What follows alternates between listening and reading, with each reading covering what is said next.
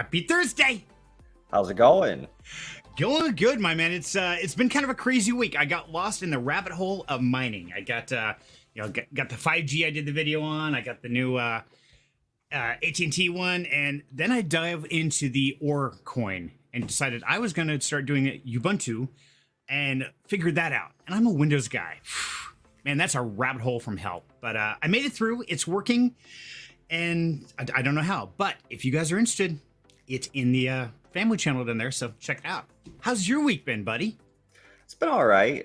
Enjoying, airing out the house a little bit with the warmer weather that we've been having lately. Got to see the eclipse in its totality. It was a 5.5 hour round one way to go see it, but it was definitely an experience worth having. So it was a good week. Excellent. Now, you took your daughter to that to see the eclipse, right? Yep, took my daughter, and BTK rode with us too. Awesome. Awesome. So, yeah, and that's funny. About 5 years ago, we had like I think a 70% eclipse, something like that, and we took all the kids down to the park, and they had lunch with me at work, and that's something they still talk about today. That's one of those memories that will live with them forever. So, man, I think that's awesome. You got to experience that with your daughter, man. Yeah, absolutely. It was definitely something special. There's a huge difference between being under 99% coverage and 100% coverage. I can imagine. That's got to be wild. So let's see who we got join us today. Abdul, first in the audience. Good to see you, brother. Welcome. Mikey, hey, it's been a while, man. Welcome back. And so, yes, the votes are out there, so make sure to cast your vote. The voting poll is open. I did get a little late this morning. I'm sorry. I took Mom to the airport. She flew away to Oklahoma, so bye, Mom. And Wild Angel, hello, love. Yeah, she's off to her second job. Say quick hello before things get busy. Good to have you, dear. And Christina Del Toro, hello. Welcome to the show. And BTK, my man. Hell yeah, I might jump on the Linux bandwagon too. Yeah, buddy, give it a shot. I finally was able to write out the entire list with all the codes, with all the references, and I've got 10 virtual machines running right now on one computer mining. Now the balancing act is how many LAMP ports do I put for each machine, for each transaction, so I'm staying in the profitability range. And that's a balance in mining, guys. And that's one thing I know last week, I think it was Croc was mentioning mining is getting profitable again. And I wanted to cover that real quick with you guys because a lot of people think mining is just plug a device in and you make money. It's done. No, I love that reaction there. So, Cyril, what's your experience with mining, buddy? Yeah, so there's a couple of different ways that you can do it, right? You can use a place like NiceHash, right? And that's essentially everybody is donating their processing power or their GPU power to mining pools, right? And then you can select what token you want to be paid out in. I used that for a while, mined a lot of Matic that way over the bear market. I have an ASIC miner, but I haven't hooked it up yet. Now what kind is it? I might have to now that Right. The price of Bitcoin is high enough that it might be profitable. But yeah, I never really got into like the CPU mining, which is a whole nother type of mining. To me, it just seemed a little riskier for like my computer hardware. If it gets a little too hot or I mess up the temperatures or something like that, I kind of don't want my CPU to get damaged. I can always replace a GPU. I mean, that's just unplug, plug back in, right? Right. So I don't know. CPUs are cheaper than GPUs, man. I would rather cook up my processor than I would my graphics card. yeah, graphics cards typically have much better cooling though, built into them. I think if I upgraded my cooling for my computer, I might look at the CPU mining, but just ask BTK. I would need to change some of the stuff in my machine before I go and do that.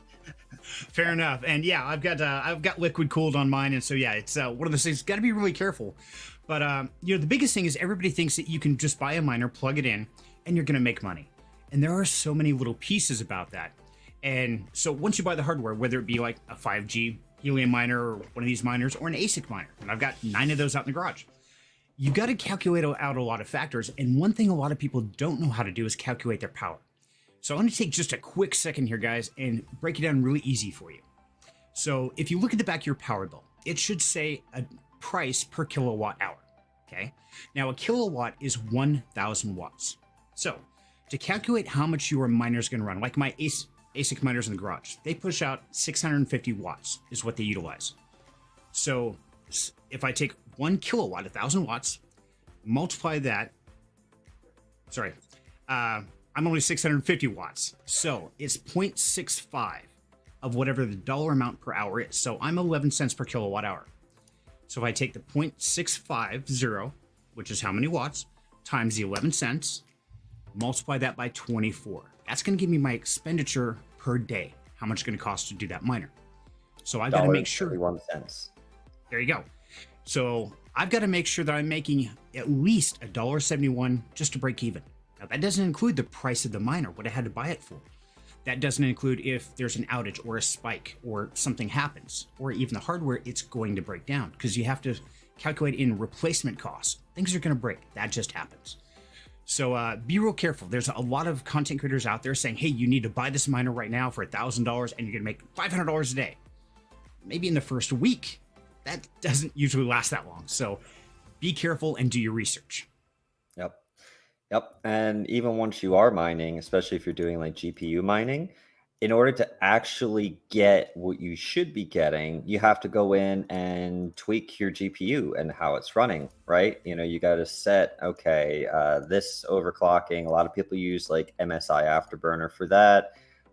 They run through, get all the values set, wattage, fan speed to prevent it from overheating without drawing too much power. Like you have to get, it's a balancing act in order to maximize your profits and revenue over expenses. Exactly. And yeah, you got to be real careful, especially with like a MSI Afterburner, because you can set your timing, your clock speeds, all that.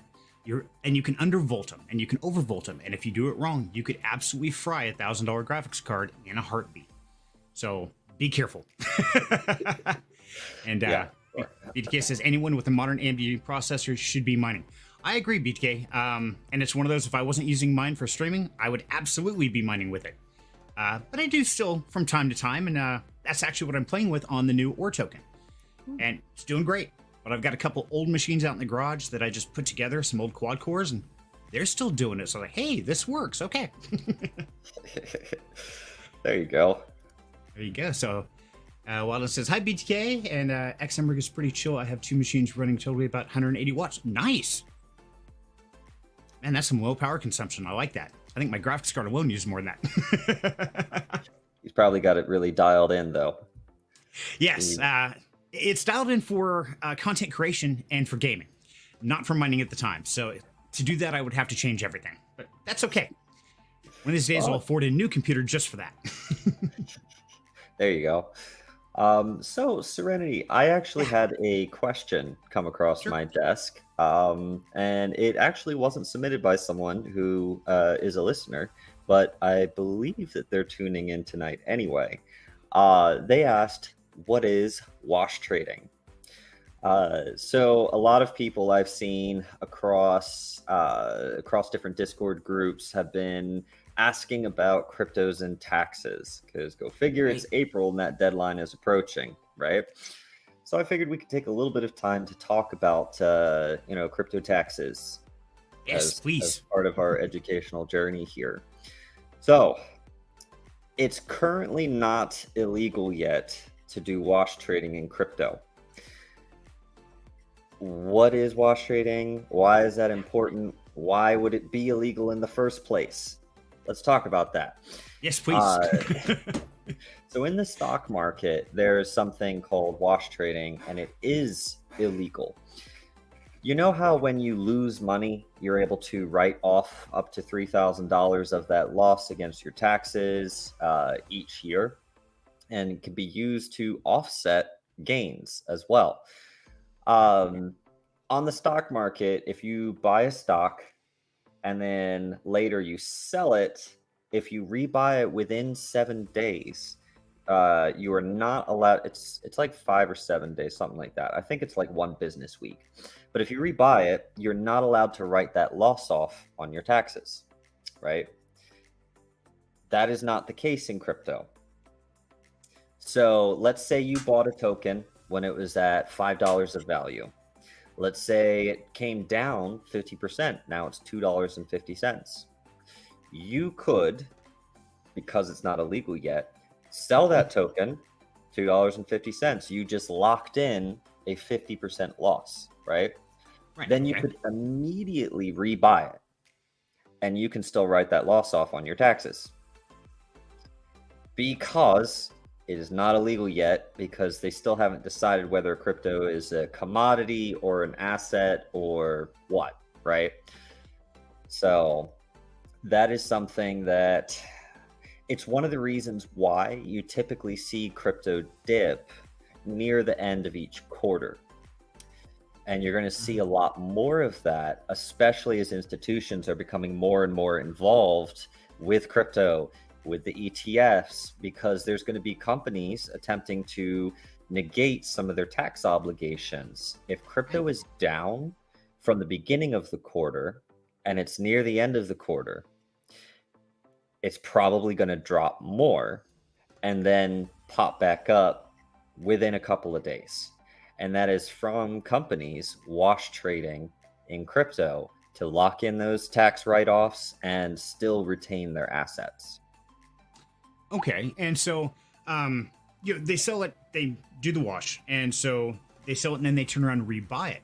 Now, what happens when it goes up in the next quarter? How that's going to work? Are they going to wait till the next dip and play the same game, or are they going to actually capitalize on the gains at that point in time? So what a lot of companies and institutions do is they believe very firmly in DCA in, DCA out, right? That's why it's one of the reasons why I preach it to people here. It's got a proven track record. There's a reason why we do it. There's a reason why the big companies do it. But because they're constantly DCAing in, they can simply select, okay, these are the assets that I bought when it was up here, so I'm going to sell them when it's down here, right? And then rebuy. And then I'm going to earmark the price I bought those at, right? They track every single transaction. So they have a constant cycling through. They bought some up here, they bought some here, they bought some here, they bought some here and here, right? So depending on where the price is, they can wash chunks of it to get a loss on it and then rebuy it. And by doing that, they're actually lowering their cost average because they're getting the savings on the tax side. Okay, gotcha. So if they're monitoring every transaction, then what they're going to watch is all the ones they bought up here at the higher range. Those are the ones they're going to watch. The ones at the bottom, they're going to leave alone. They're like, no, they're fine. We're just watch this chunk at a time. So they're very strategically deciding what to sell and what to buy. Okay. Yep. And that's something that, at least until they just classify crypto as something and then actually give us some form of ruling about whether or not that's legal, illegal, what, you can technically do that yourself. And it's one of the reasons why I'm always pushing using the spreadsheet, tracking each and every one of your transactions, knowing how much you bought at what price, when you bought it, etc. Because dates matter, price matters, timing matters. Gotcha. Okay, that makes sense. And hi, Funny. Welcome to the show, buddy. Good to see you. So now how would somebody go about that? Let's say that, the last pump a couple weeks ago when Bitcoin was way up there, let's say I bought $1,000. I didn't, but let's say I did. And now all of a sudden it's down. And my taxes, of course, I got to file here in about 3 days. So, of course, I'm going to sell that now for a loss. Now, how do I prove no? You're not going to do anything now because you're in the year 2024. You're filing taxes for 2023. You're a little late to the game. Never mind. Okay. So hypothetically, if it was still December, what would a person have to do to accomplish that? When the price came down, they'd go ahead and sell. Then they'd mark the price they sold at, what their loss was. Then they go ahead and immediately rebuy. And then they would submit that transaction, say, look here's where I bought, here's where I sold. This is the amount that I lost. And then that would be the write-off. Okay. So do you actually have to give them the TXNs, transaction IDs and stuff for each one of those? Yep. Okay. So you can't just say, oh yeah, really, I did buy it when it was up here and now it's down here. No, they're going to want proof, right? Okay.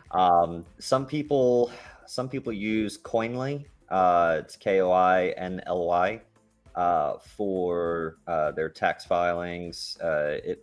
Some people use, there's a whole bunch of different ones out there that basically all they do is they look at your wallet, they scan the blockchain for any transactions, and then they compile basically like a list for you, right? Make sure you don't just take it at face value. You're going to want to verify that stuff, because every single one of them has an issue. Sometimes they don't pull the right transactions, sometimes they pull the wrong dollar value, sometimes. So just make sure that you are also documenting it. That way you can cross-reference. If you're scanning through and you're like, I'm pretty sure I didn't sell 12 grand worth of, XYZ. I only got like 2,000 for it. And then you look and it was reporting the wrong price per token. So that's why it's important to keep your own records. It's something I've been saying since episode 1. So if you're not by now, shame on you. Yeah. That's me, probably. I'm horrible at it. And so that's interesting. Now, you can't do that in stocks, but you can still in crypto. Have you heard anything about legislation coming about that where it's something we need to be aware of? So they tried at the beginning of 2023 to make it illegal, but they packaged it up with something else. I think it was... Yeah, that's right. It was the any transaction over, I think it was $10,000 they wanted reported within the crypto space, just like they have that restriction in TradFi, in traditional banking. And that wound up getting repealed pretty quick. Can you imagine all the decentralized exchanges having to sit there and report any transactions over 10 grand when you've got arbitrage bots making high frequency trades to the tunes of millions of dollars every couple seconds? So they wound up repealing it. And so thankfully it bought us some more time where we could continue to utilize that to reduce our tax obligation. Okay. Sounds good. And yeah, things are definitely changing. And, I heard somebody asking earlier about bricks. I think you were telling me somebody was asking you about that, and that even that's starting to get sketchy. So the whole financial world is shifting drastically. I mean, that's just one. Now, I got to ask you, Sarah, do you really think the SEC and all them are going to give up on that $10,000 limit they want it reported? You think it's going to come back? Yeah, it's going to come back, I think, packaged with some different things, especially now that the ETFs are out and about. The SEC, they get reports from the ETFs, right? And they're going to want to continue to extend their reach. They're going to want to keep trying to control and regulate the space. I mean, I personally am okay with some regulation coming into the space because it would help knock out some of the bad actors, right? Right. But I think it's going to be a battle, realistically. They're going to have to fight with so many different things. For example, they try to bring in regulation and say all transactions are taxed, right? What are you going to do when GameFi becomes huge and you've got some MMO out there where every single resource is essentially a tokenized representation of it, right? So that everything's on chain. I've collected 32,000 wood NFTs. I have, 20,000, food NFTs because I'm playing my RTS on Web3 or something. Can you imagine the stack of transaction papers I would have to file? And that's how they have it set currently.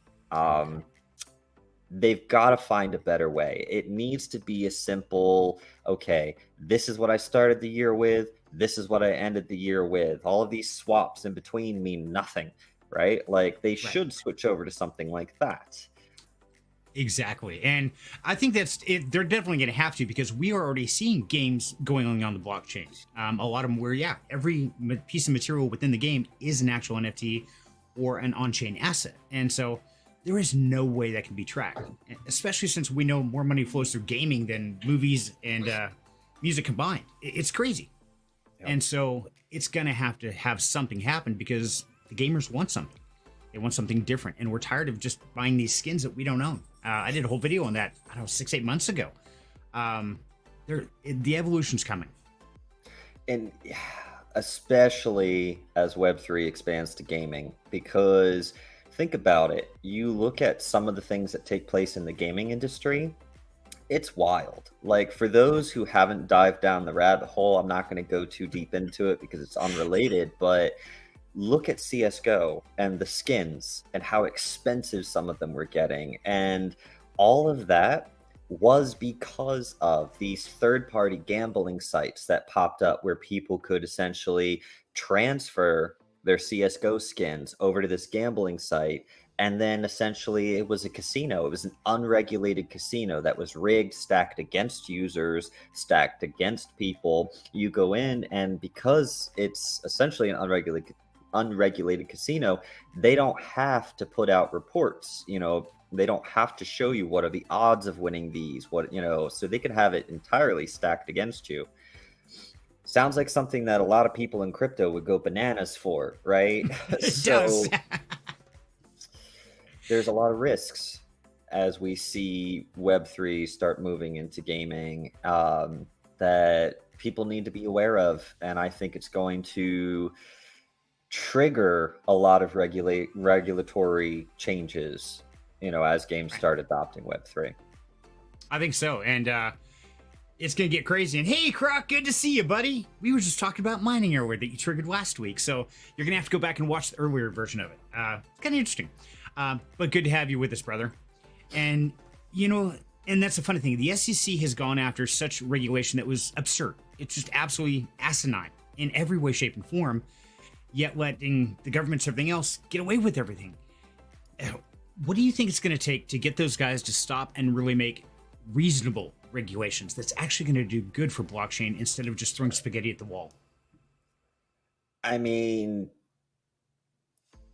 it's the same problem that we have, not to go on a tangent, but it's the same problem that we have with just the regular regulations and laws in our country. It's being written by people who were born freaking 80 years ago, right? Like, they're not with the times. They will never be with the times. It's just a fact. Okay. So until we wind up getting some people who are a little more in touch with reality into the powerful positions that make the rules and decisions, I think it's just going to be a lot of spaghetti being thrown at the walls to see what sticks and what doesn't, passing things and then repealing them. It's just going to be a mess. Okay. So now, of course, that puts the U.S. in just absolute turmoil as far as finances. And I mean, I'm seeing other countries. I read one, was it today? Yeah, a lady in a money laundering fraud in Vietnam is receiving the death sentence. I'm like, whoa, okay, now that country's serious about fraud. Yeah. Well, I think maybe some of the scammers in DeFi would definitely think twice if that was the punishment, right? Like, damn. Right. Yeah, money laundering, and they didn't say the price or anything, and I just read the headlines, or they didn't say the value, but yeah, she was involved in some fraud scams, and the government charged her, and yeah, they gave her the death penalty. It's like, oh my God, she didn't kill anybody, she just stole their money. It's like, okay, well, that just changed DeFi perspective drastically. Everybody gets executed. Okay. Yeah, well, I mean, when you think about it, sure, she may not have killed anyone, but how many lives were potentially significantly damaged as a result? I have personally witnessed people in DeFi. There was an older couple that I knew in a DeFi project. They cashed out their 401k to buy into the project that went to zero. I shudder to think of where they are now, right? I mean, so I think maybe depending on the lives impacted, that's a perfectly just sentence. Absolutely. And it's like with Sam Bankman-Fried, it's like, okay, we're going to put you in jail, but the taxpayers pay to keep you alive when you just stole all these millions of dollars from all these taxpayers that are now broke because you took their money, lost it. Now they have to pay to keep you alive and feed you. That's kind of screwed up, ain't it? Yeah, I think that, Yeah, I would agree with that. We'll leave it at that. We'll just leave it at that. Yeah. And Greg says, holy crap, Jim, just looked up that article. She sold 12.5 billion, 3% of Vietnamese entire GDP. That's crazy. Yeah. I didn't see the dollar amount. So yeah, it's not, she did. She sends death penalty. Like, whoa. I guess there's a certain dollar amount when the government says, yep, we're done. Take her out. That's a lot of money. That is a lot of money. I understand the reaction from their government now. Yeah. But, at the same time, what makes it right? At what point does it become extreme? You take people like other DeFi people who have been really famous. I won't mention names. I would love to, but I won't. About wrecking people. Now, like you said, there's people out here that are uneducated. They don't know. And they may cash in their 401k. They may sell their house to go out and buy this cryptocurrency. It's going to do a 10x. And I've thought about doing some stupid things. We won't even get there. But they're ruining people's lives just as drastically. And the problem is they're ruining the people that really can't afford to have their lives ruined. Most of the people here at Down Home Crypto, we're not $10 billion investors. We don't have $1 million. Okay, we can blow, or even 10 grand. A lot of it, we're teaching you guys how to invest $25 a week. Obviously, you don't have $10,000 to lose. And if you do, it's probably going to devastate your life for a very long time. So where do you, where do you think there's, words are hard for me today. Try again. So if you had to put a dollar on when should the next level punishment be somebody who frauds in the DeFi space, what kind of number would you throw out there, do you think? I'm not saying execution, but at least the next level beyond just don't do it again. I think that is probably a discussion for people who have studied the impact of that sort of thing a lot more than me. Okay. There's a lot of things I know, but I would hesitate to say where that line should be drawn. If anything, it would be a case by case, situation. But I don't think that it should ever just be a slap on the wrist saying, don't do that again. There should always be some pretty significant punitive, response. I agree. And I think that's what the SEC is trying to do, just in all the wrong ways. I think they're on another planet most days. But I'd love to know your guys' opinion. Let me know in the chat. What do you guys think? Is there a certain dollar amount? Should it be a case by case?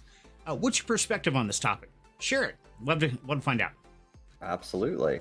But speaking of stealing money, I would like to see who's going to steal $10 from you tonight. Woohoo! Yes, let's find out. Fact, maybe even 20. So, as you guys know, you get to cast the vote on what we buy every week. And so you do that through our Discord channel. And I will throw that in the chat right now. And all you have to do is go in there and vote for where you think we should invest in crypto. $5 goes into blue chips and $20 goes into DeFi. You guys get to pick. Cyril and I have no say. I remove our votes. We don't get to say. So make sure to hop in there and cast your vote. Now, if you were one of the people who shared your opinion and casted your vote, you get to show up here and do a dance for cash or wiggle for the win. Either way. So the great thing, last week we had 32 voters. Yes. Ooh, we have a scroll bar. Yeah. That's a lot. It is a lot. And so, thank you. But let's find out who is going to be stealing money out of my pocket. Because, of course, if you cast your vote, you get to join in this great competition. And as the rules go, if I happen to come up, guess what? I add $10 a pot and we keep going again until I no longer win. So let's go ahead and share this screen and get ready to dance for cash. Actually, with that many people, it's going to be a wiggle for the win.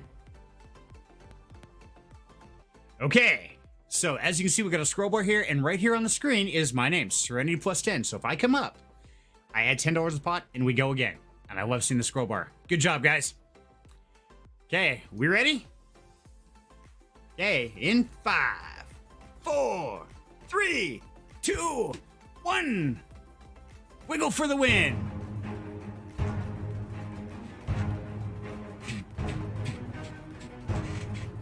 They look like little sharks. Oof. Oh, that hurt.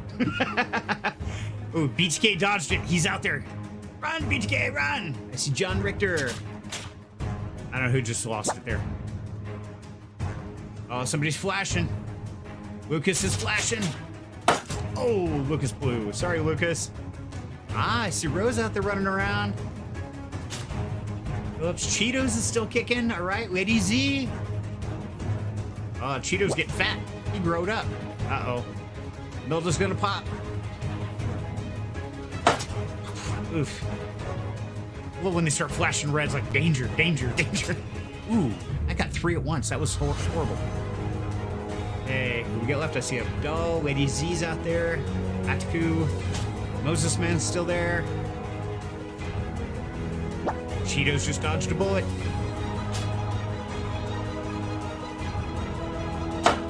Ah, ooh, that one blew and took somebody else. Ooh, right past Cheetos.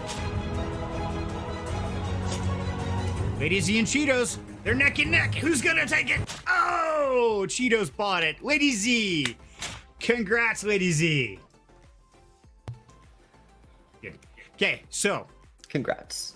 Congratulations, Lady Z. As you know, all you have to do is send me a DM in Discord in the next 24 hours, and I will make sure that Wild Angel sends you your $10 winnings before the end of the weekend. So, thank you, everybody, for casting your votes. And now remember, if you do cast your vote, you can add whatever you like into those voting polls.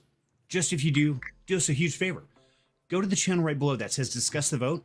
Share your link, share your information, your opinion, your thoughts. What do you think? Help educate us. That way we can learn what's coming out, what's new that maybe we haven't heard of yet. Absolutely. Because it's only 2 of us, right? We can only learn about so much, but I know something that I wanted to kind of touch base on. Yeah. Last interest rate report, Ooh. 3.5% inflation. And that's on their funny numbers. For those who aren't aware, after the housing crash, I believe it might have been before that. It might have been right after the Great Depression. They changed the metrics at which they tracked inflation to make the numbers seem nicer, right? So 3.5% inflation is pretty significant, especially when you consider that a lot of that is in the cost of food. And then when you overlay that with corporate profits, which are up by record numbers, there is no reason for these prices to keep going up. They have been raising the prices and they have been blaming it on all these other factors. And you can literally just look at the report. You can look at the report of, okay, that this is, it came up X amount here, X amount there, came down a little bit here, and you can get a really good picture of the economy. And when you see that over and over repeatedly, food costs are going up, housing costs are going up, but then you look, the wages are staying relatively flat. If federal minimum wage had kept up with cost of living since when it was first created, minimum wage would be just under $52 an hour. I'll take it. Just so you know, because minimum wage was established so that what you earned in a year was about what the houses cost back when it was created. Clearly not the case now. No, not even close.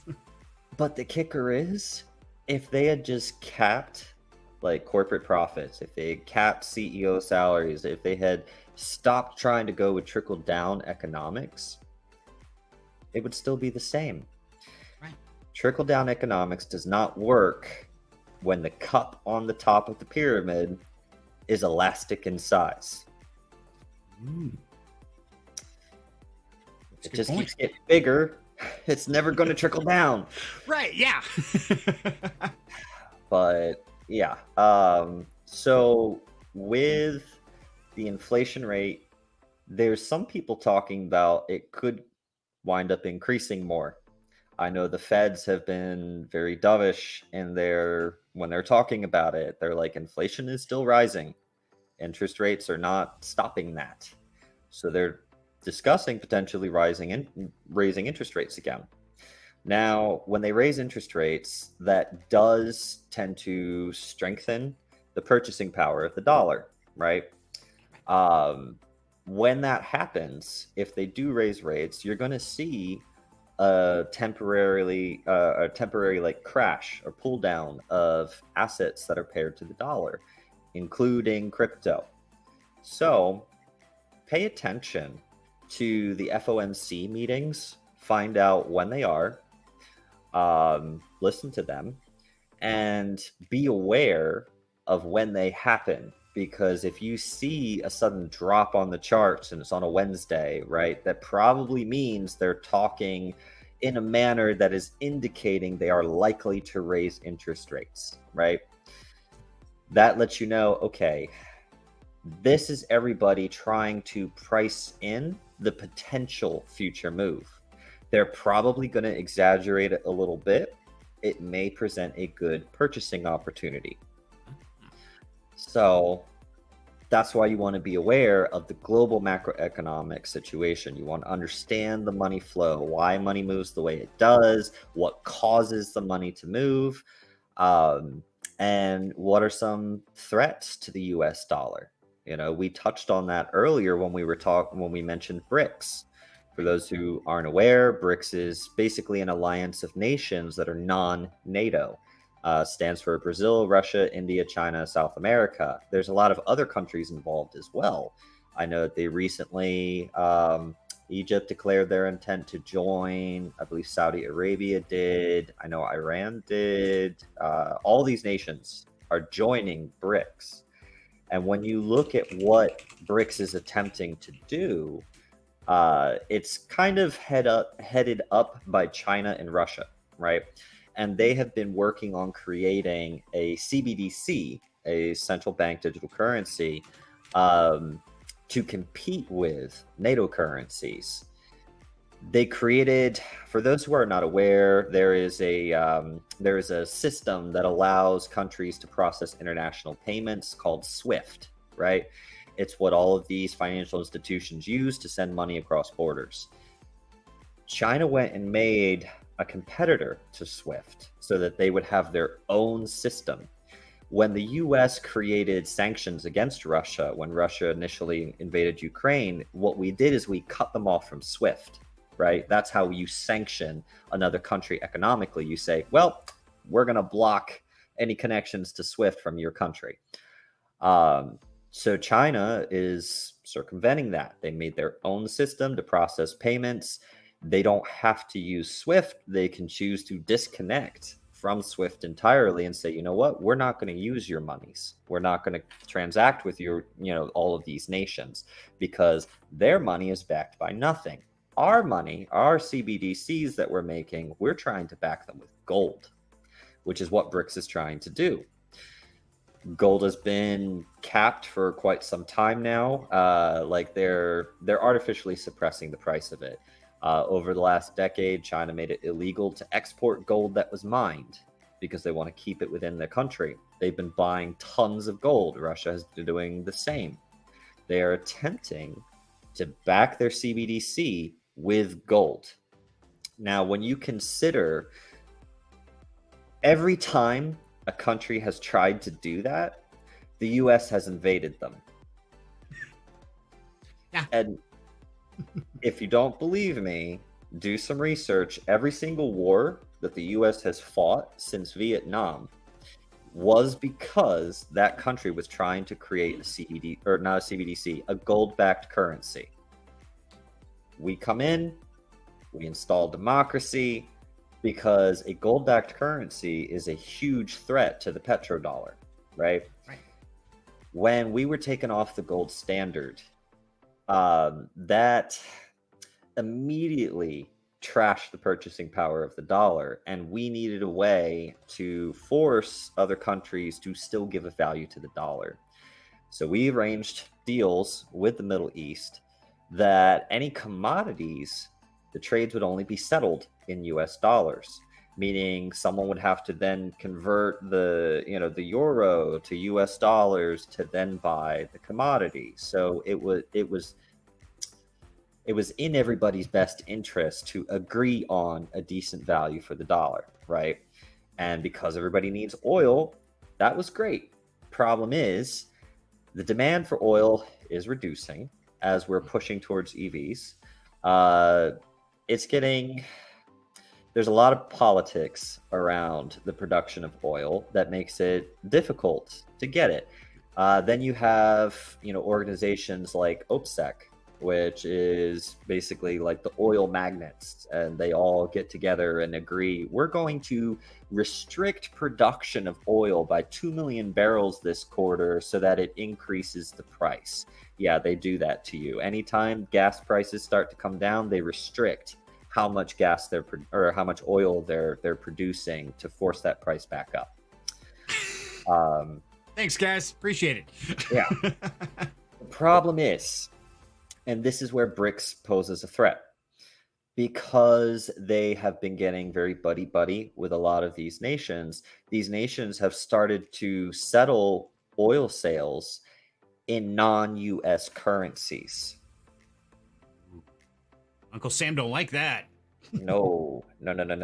They do not. And isn't it a little odd that all of a sudden now Iran is like threatening nuclear weapon attacks and all this sort of stuff? Interesting. So, it's been speculated that the US dollar, it's had its dominant reign, and it's no longer going to be dominant. And that's, I remember about a year ago or so, a whole lot of news came out about that, and a lot of people panicking. Oh my God, we're going to have wheelbarrows of dollar bills to go buy groceries and stupid things. But at the same time, I think there's a real threat in that. Simple fact is, US, we're arrogant, and we want to control everything. And when we don't, well, we have the biggest military. So, hey, and a lot of people say that our US dollar is backed by nothing more than force of the military. And in a lot of ways, I got to agree. Yeah, we would have lost our dollar dominance a long time ago if we weren't constantly throwing boots on the ground in other nations to stop them from doing things. Right. But that sounds like a dive, perhaps, for maybe a Freaky Friday episode. I think that'll be a good one, yes. It's not going to be tomorrow's, because tomorrow's I already got planned, and Cyril, you're going to want to be there. It's going to be wild. We're going to go down the AI entertainment rabbit hole, so... Interesting. Yeah. Yes, I will be sure to be there. Apologies for missing last week. Life kind of got in the way, but Speaking of, before we shift gears, one thing you missed from last week, we all know Karma Farms. Yeah. Do we know the duck family? Yes, I do. Okay. If not, jump to the Discord and find out, because yes, the ducks are very important. Yes, they are. Yeah, I'll have to go back and watch that episode. I haven't had a chance to yet. It's been a crazy week, but it has been. Rose says duckies. So okay, so as crazy as it is, Cyril, give me the bad news, buddy. What's our portfolio look like? Yeah, so I mean, despite the fact that the market's been really weird, it's not that bad. So we started the week with $1,504.40. We ended the week with $1,489.22, which is a difference of $15.18 loss. Well, not loss because we haven't sold anything, or 1.02%. We add our $25, start us off next week at $1,514.22. Our total portfolio is up 28.79%. Not bad. So even with all the chaos that's gone on over the last few weeks, we're still in the green, technically. Yep, we absolutely are. And what's funny is if I were to make this a line chart, it looks a lot like Bitcoin's chart. So let me show you. So you got coming up, down, up, down, up, right? And then if we give me a second to pull up Bitcoin's chart. It's just funny. That's why I wanted to point it out here. So, yeah. Let me show this. So while you're pulling that up, guys, remember that it's not technically a loss unless you sell, and we haven't sold. And so that's why we can say that we haven't lost anything. We're just waiting for it to go back up to take our profits. Yep. But see how that bar chart looks very similar to the Bitcoin's chart? That does look very similar. You could almost overlay those exactly. That is scary. Yep. That means we're smart. It means that the majority of the exposure in our portfolio is with blue chips, Chips. right? Which we know that because we've looked that over previously. I think that, yeah, most of our alts are staying relatively sideways. They're down a little bit because a lot of money has been flowing into like Bitcoin and Ethereum. Because we were doing well, then we came down last week. We came back up. We came down right before, yesterday, right before this show, right? But alts have stayed pretty flat since then. So that's kind of played a factor in that. But yeah, our portfolio is doing pretty well. Very nice. And so Croc says, we're going to get a big retracement here in a day or two. Okay, Cyril. So, you're a big trader, as we all know. So give us a little glimpse. What do you see in the future for, let's say, the next 72 hours or so? Do you see that big retracement that Croc's talking about, or? So without spending like 15 minutes doing like a TA of the Bitcoin chart and showing the parabola curve, we are about 50% through the parabola curve that we typically see with bull runs, right? Meaning we can still expect BTC's price to approximately 2x from here. So if you're sitting at 70K, it's probably going to go up another 200%. It's going to take a bit of time, but I think a lot of people are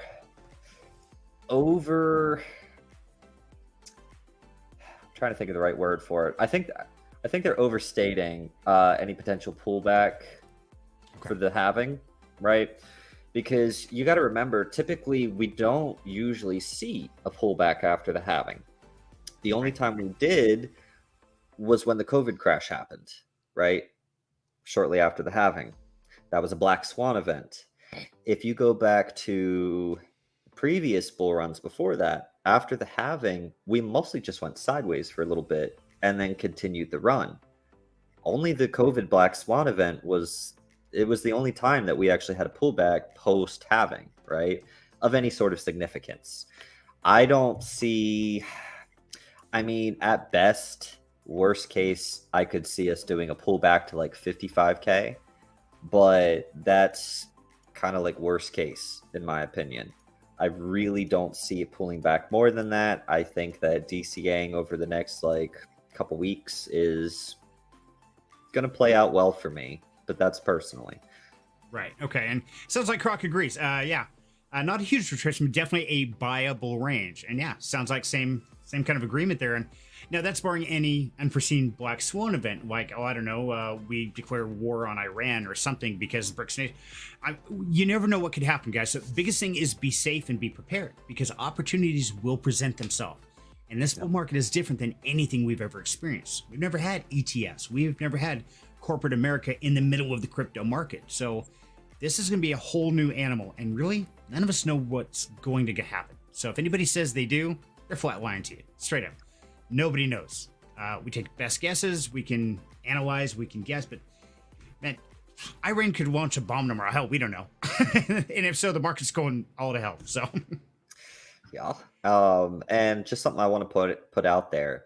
The numbers show that retail traders haven't gotten involved in crypto yet. Ooh, really? This is all just big money that's positioning itself. So that's why I'm saying we can still very easily go up another 200% from here before the parabola hits the fall off point and then we have a pullback.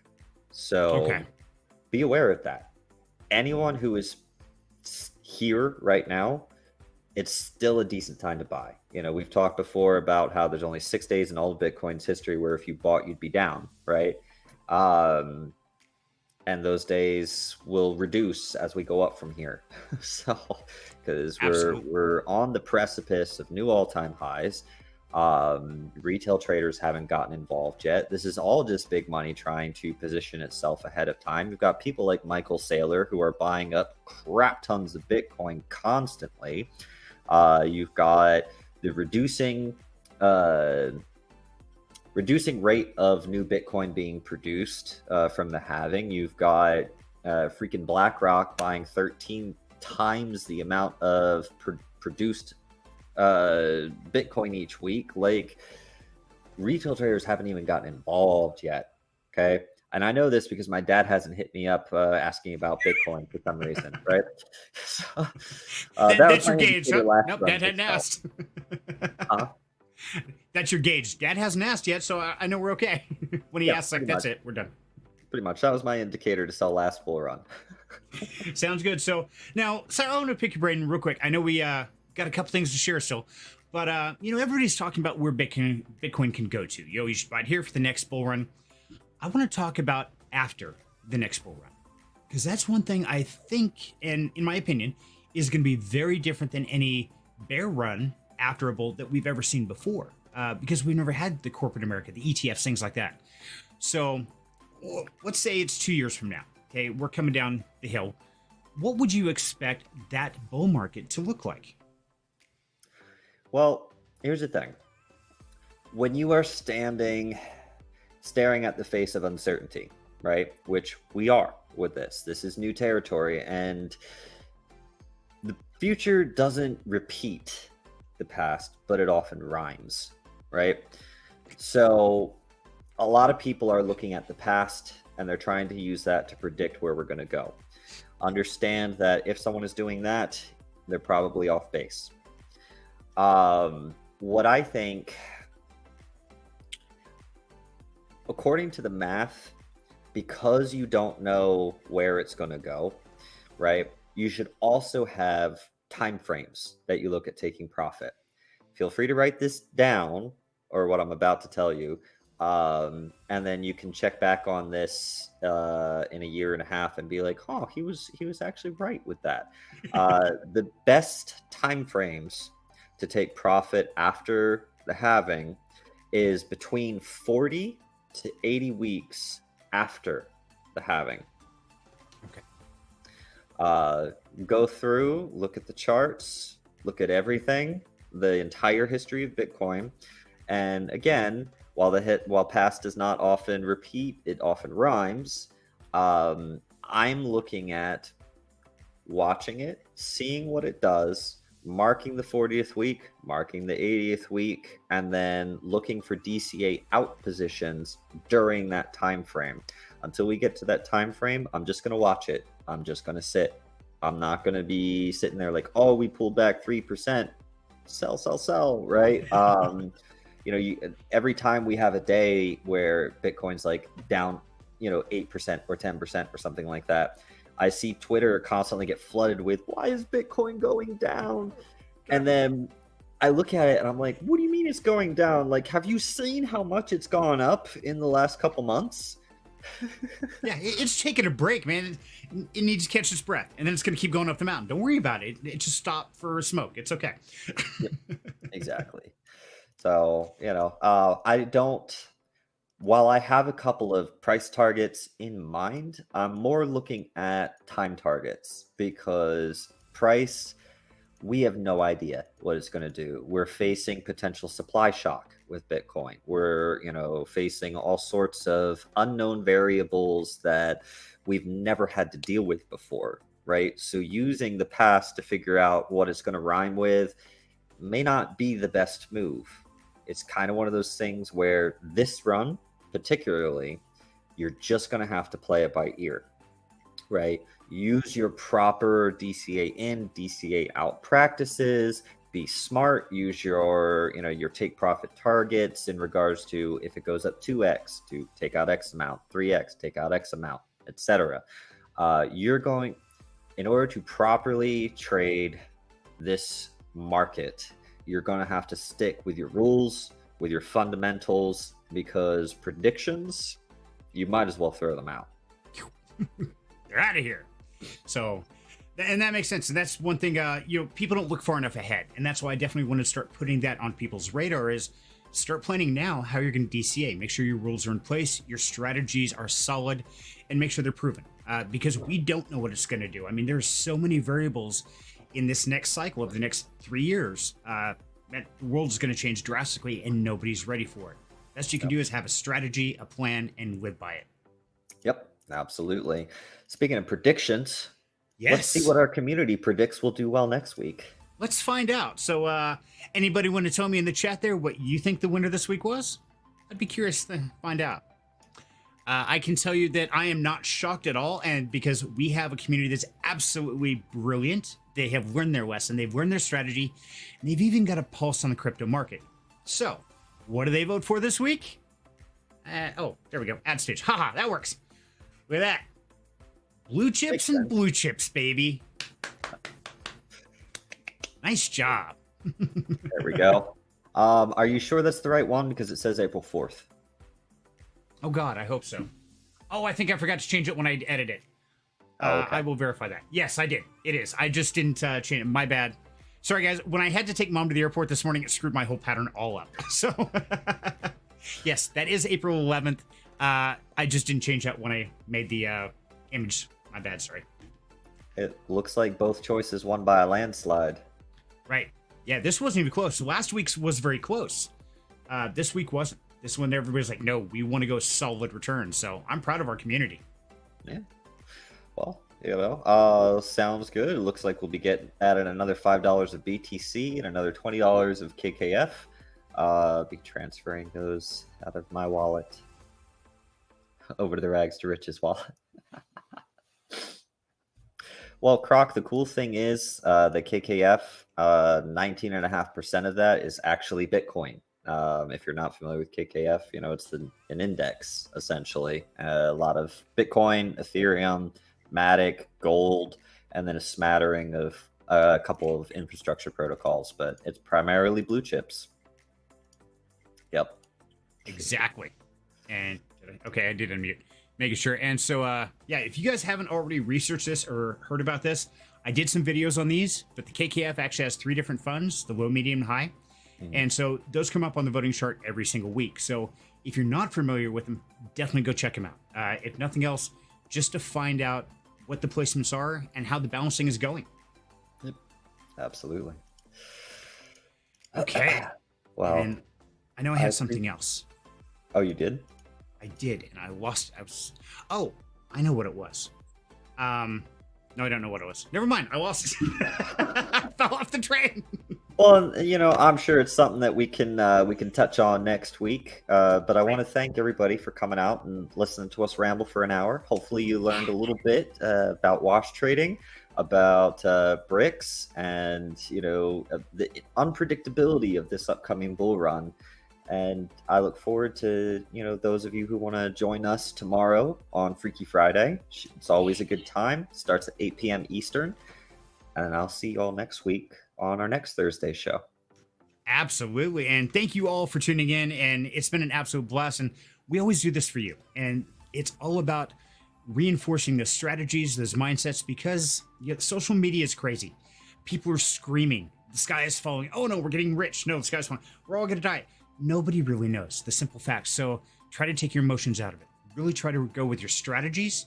Try to go with the rules of solvency and make sure you know what you're doing before you get into that heated discussion or that environment, because it's hard to react when everybody around you is screaming. So be solid. And if you ever need advice, just to meet up with somebody, ask questions, make sure to join the Down Home Crypto Discord. And it's in the link down below. But also make sure to cast your vote. That way next week you can wiggle for the win. So thank you, everybody. Had a great night, and I hope we'll see you tomorrow on our Freaky Friday where we're doing AI entertainment. Gonna be a blast. Have a good night, guys. Take care, everybody.